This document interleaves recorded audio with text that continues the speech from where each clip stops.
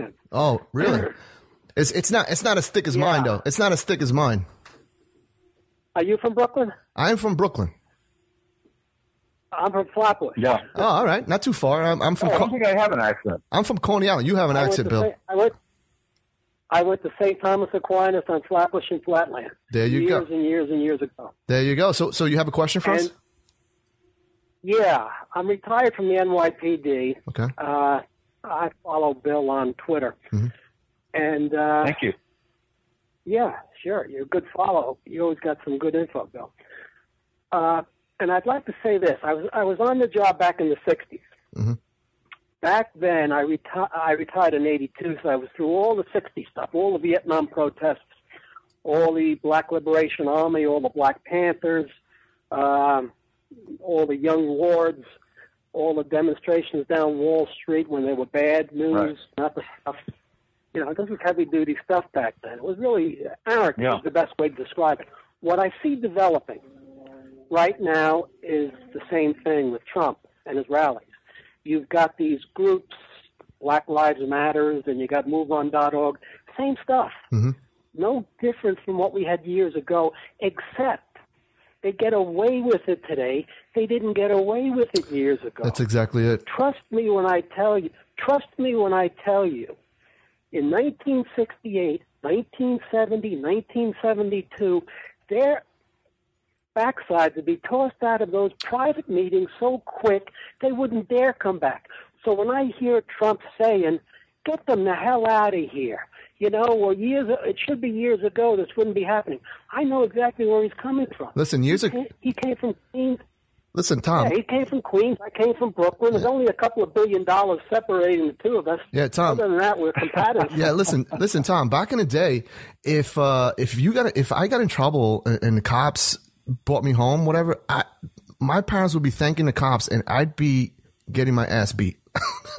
I seriously, and that's not happening now. That's not happening now. When you have a president who's appeasing this movement and it's kind of fueling the fire of this great divide. They talk about Trump not being a unifier. I think he is a unifier. He is creating. Again, he is recreating the Big Tent Party, which is what the GOP was supposed to be. He's bringing in everybody from all over the place, all walks of life. I mean, I've had doctors on the show. I've had several doctors on the show who are Trump supporters. These people are intelligent, obviously people, and they support Donald Trump. I have 2 college degrees, not for anything, but big deal. Yeah. I have people without high school that are far brighter than me in so many different ways. So all this education BS that people marvel over today is a little bit much, for me. Right. So I don't pay any attention to that stuff. Right. Well, but what I did want to say is that Trump's getting into dangerous territory with these radicals that are now beginning to shut him down. Now, I'll say this. There's a couple of ways he can avoid it. Stay the hell away from places like the inner cities, like Chicago and places like that. Well, do your places like he did today. He had one in an airport hangar outside of. Tom, I don't mean to cut you off, but he in a statement, they asked him that on the CNN interview, why he didn't avoid places like this, and he simply said, "Why shouldn't I be allowed anywhere in this country? Why shouldn't I be allowed to go?" And he has a point. This is a free country. He's allowed to go wherever he wants. And that's the point he's trying to make. We should not bow down to these people. Because once we do, they're never going to give up. Once you give them an inch, they're going to want another inch and another inch and another inch. What do you think about that, Bill? It's a very good point, but here's what I'm saying. Here's what I'm saying. To avoid riots that aren't going to help elect Donald Trump, and to be strategic, just do your rallies away from where they can walk to or take a train to. If they have to drive to anywhere, they haven't got cars, these kids. That's all I'm saying. All right, well, listen, I want to... So be strategic. Well, listen, Tom, I want to thank you for your service here to us in New York City. I have a lot of friends that are NYPD here, and they tell me stories. I have a couple of retired buddies, and they tell me stories from back in the day. And basically, what you're saying is 100% correct. A lot of the things that have been going on now would not be happening back in the day. But again, oh my God, it would end. It would end in 5 minutes. Yes, I want to. You're great. Go ahead, Bill. You both. Let me address something here real quickly. They love to focus on the minority protesters, and then when they get blowback from people at the rally, they say, "Oh, it's racism." Okay. Mm-hmm. Well, if you went to Yankee Stadium on a sold-out game, and you stood up and yelled "Red Sox rule" at Yankee Stadium, bad things might happen to you. Okay, and it's not because you're black or white or yellow or green or whatever color you are. It's because you're being an idiot in the other guy's house. And this is why people get harassed when they protest at the Trump rallies. It's not because of what color they are, but it's because they're being jerks. Well, people react badly to that. Bill, you bring up an interesting. Let me just add this. Go ahead, Tom. This one final thought. Go ahead, Tom. This one final thought is, it's that, Bill, yes, but it's socialism. It's Marxism. We're dealing underneath all of this with socialism and Marxism, and that's where these kids are coming from. Mm-hmm. So we have to understand where they come. Exactly. Well, listen. They don't understand what socialism is. They just think it's free stuff, and the reason why. Tom, reason why. Hold on, Bill. 1 second, Tom. I want to thank you for calling, and don't be a stranger to the show, and also download. Follow me on Spreaker. Okay. I will. Thank you, sir. Take care. Thank you. Thank you. Let me interject. Sure, go ahead. I do real quickly. The reason why young people are attracted to socialism is because they have grown up in a household where, and I knew this as a kid, I just assumed my parents had unlimited funds at all times. Mm-hmm. And the only reason they didn't give me whatever money I wanted was because they were being mean, okay? Right. Because I didn't understand money. I didn't understand earning money. And these young people are just coming out of that environment, and they see the government like they viewed their parents. Right. So there's unlimited funds, and the only reason why the government is holding out on them is because they're being mean. Right. Okay, and that's why they're attracted to socialism. It's like, well, let's force the government to give us stuff. Exactly. And they don't understand that there are limited resources out there. And if you take the money away from the people that are making the resources and give it to the people that aren't doing anything, the people that are making the resources will leave. And you won't have any resources anymore. Well, and what you have then is you have Venezuela. Exactly. Where you have to stand in line for 3 hours to buy a loaf of bread at the grocery store. Exactly. There's not one place where socialism has worked. I mean, look at Venezuela is a perfect example of that. Bill, you're listening to the Silent Majority here on New Media Patriot Radio. The call boards are lit up. And, I had a little, I was telling Bill, I was preparing for the show and early in the morning, and I was telling Bill, I'm ready to go. These are going to be our talking points in case we don't get any callers. And because of Bill, the call boards are lit up. We're going to, let me see. I can stay longer today if you want to. I don't have a problem with that. Yeah, fine. We're going to have to go, we're going to go as long as we can here. The call board is lit up. I'm going to answer now. Again, I'm flying blind. I don't have a call screener today. Who's been holding the longest here? I'm going to go with 347 area code. Welcome to the Silent Majority. What's your name? Where are you calling from? Hello. Hi. What's your name? Where are you calling from? Hi. My name is Natalia, and I'm calling from Queens. Hi, Natalia. And I'm originally from Serbia, from Europe, and I come from a communist socialist country. Mm-hmm. And I'm totally voting for Trump, even though I was for years a Democrat. I'm a naturalized citizen. And Bill, by the way, I was following you on Twitter, and I think you should publish a book of all your tweets because they're amazing, and I think it would be a bestseller. I agree. Well, Jimmy Kimmel tried to help me the other night. I did that one silly tweet about Mitt Romney, and it went on Jimmy Kimmel, and then it was on like 8 news shows the next day. So get out of here! I didn't know that. What silly tweet was that? Oh, you didn't know that? No, I didn't know. What tweet was that? It was the one where I said that I was talking about Mitt Romney. He was playing. He was the one that he was playing with matches, right? Yeah, I said Donald Trump is trying to pull America back from the brink, and Mitt Romney is playing with matches in the bathroom. That was you? That's awesome, man.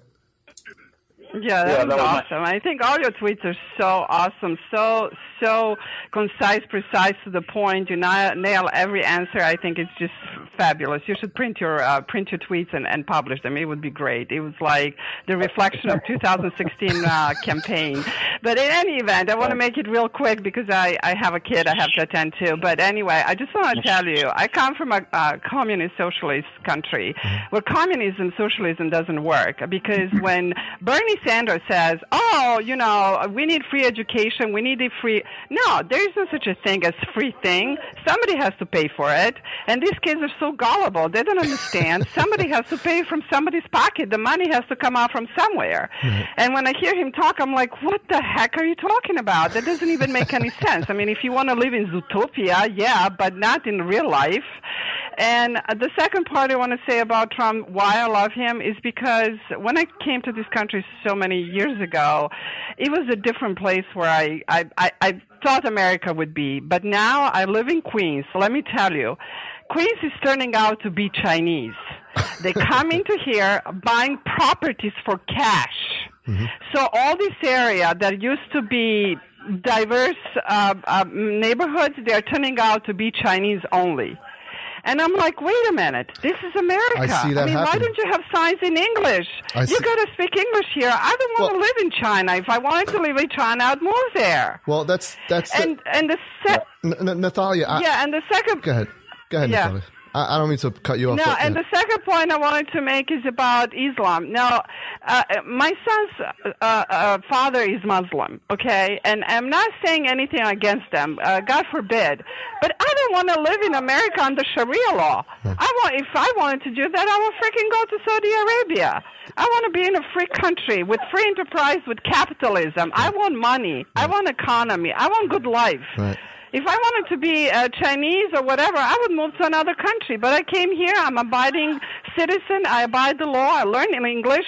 I started off with nothing. I'm educated. I have a master's degree, and I speak 6 languages. So don't tell me I'm uneducated. Boom. So these Cruzers, Rubios, and all the BS nonsense. Bill, that right there was a boom moment. What? That was a boom moment, Bill. What do you got to say to that, Bill?